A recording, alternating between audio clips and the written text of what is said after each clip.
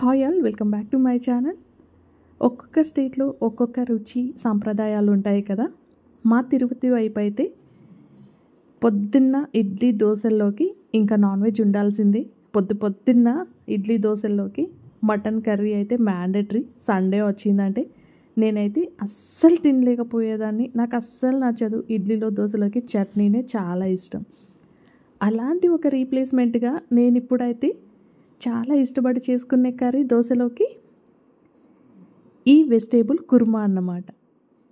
ఇది కర్ణాటక స్టేట్లో చాలా ఫేమస్. మనం ఏ హోటల్కి వెళ్ళినా మీకు సెట్ దోశతో పాటు ఇదే కుర్మా ఇస్తారు. ఆ కుర్మా ప్రాసెస్ని నేను ఇప్పుడు చూపిస్తాను.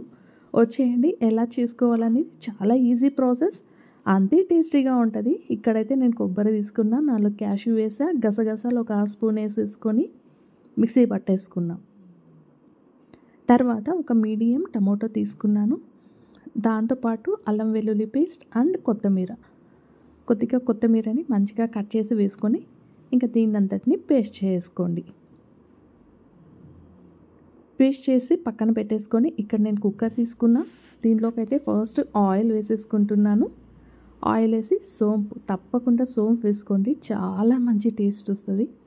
సోంపు వేసుకున్నాక ఆనియన్స్ వేసుకుంటున్నా.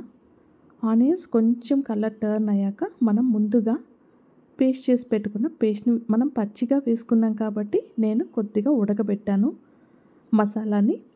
ఇప్పుడైతే మసాలా ఉడికాక అన్ని వెజిటేబుల్స్ మనకు కావాల్సినవి beans, carrot, capsicum and potato, ఇంకా కావాలంటే క్యాలీఫ్లవర్ వేసుకోండి, గ్రీన్ పీస్ కూడా వేసుకోవచ్చు.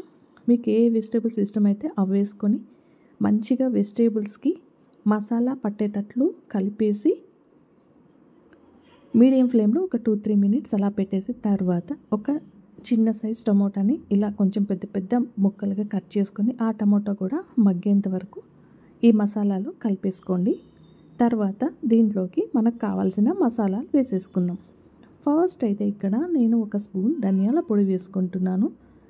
తర్వాత 1.5 స్పూన్ కారం పొడి, 1/2 స్పూన్ గరం మసాలా, ఇవన్నిటిని వేసేసి కూడా మసాలాలు పచ్చి స్మెల్ పోయే వరకు మూత పెట్టి అలాగే ముక్కలతో పాటు ఫ్రై చేసుకోండి. అప్పుడు ముక్కలకు కూడా మసాలాలు మంచిగా పడతాయి. ఇదే టైంలో కావాల్సినంత ఉప్పు కూడా వేసేసుకోండి.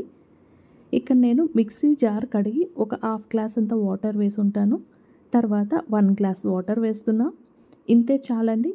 మనకి కుర్మా అనేది గట్టిగా ఉండాలి కాబట్టి ఎక్కువ వాటర్ వేయకండి.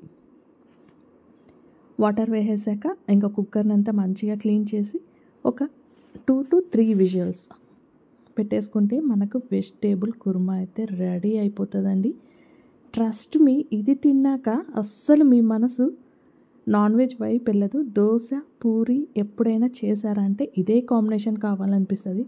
మరి దోశలు సెట్ దోశ చేసుకోండి, ఈ కాంబినేషన్ అయితే అద్దిరిపోతుంది. కర్ణాటక స్టేట్లో ఏ హోటల్కి వెళ్ళినా తప్పకుండా పెడతారు ఈ కుర్మా అనేది. అదే సేమ్ కుర్మా అండి. తప్పకుండా ట్రై చేసి నాకు కామెంట్ సెక్షన్లో చెప్పండి. అండ్ అలాగే సబ్స్క్రైబ్ చేసుకోవడం మర్చిపోకండి.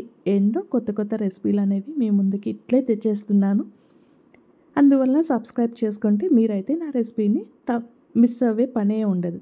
ఇంకెందుకు ఆలస్యం, సబ్స్క్రైబ్ చేసుకుంటారు కదా. Thank you.